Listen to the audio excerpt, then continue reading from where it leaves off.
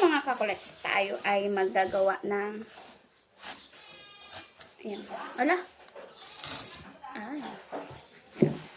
Thank you so much po sa nagbigay ng biyaya. Ayan. Pagising ko kanina. Ay, pagising ko kahapon. Ano man din kwento ni Antoinette, ang gulo. Ayan. Red na red. Ayan. Titingnan natin kung matamis siya. No? Ayan. Give me the picture. Gagawa ako ng watermelon juice. Palamig. Ayan. So, slice lang natin ng like that. Tapos, yun. All we need to do. Oh! Sorry! It's okay. Kapag ganito mainit ng panahon,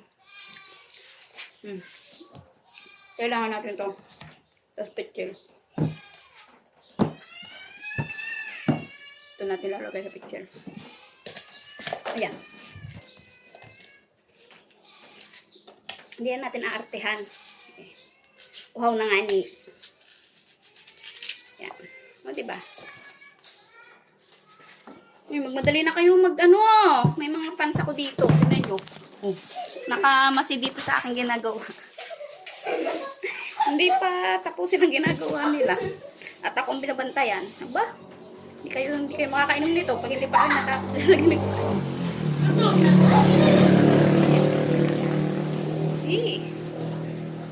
Yan. Ang init guys, ano? Grabe talaga, sobrang init sa Occidental Mindoro. Nakakaawa yung mga nagtatrabaho sa labas. Si Antoinette nga nandito lang sa loob ng bahay, hindi na mapakali. Sobrang init na. Talagang init na. What more pa, yung mga nagsisibuyas, nagsasaka, nag-ano sa construction, ganun. Kawawa naman sila. Sobrang init. Kung mayaman lang ako, naku. Hindi ko hahayaang magpainit sila ng ganito. Kasi, nakakatanghina yung init. Alam niyo yun.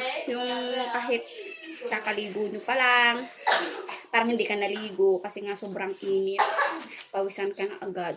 Ganun. Parang sobrang dami na nito. Ayan. Tapos, haluan natin ng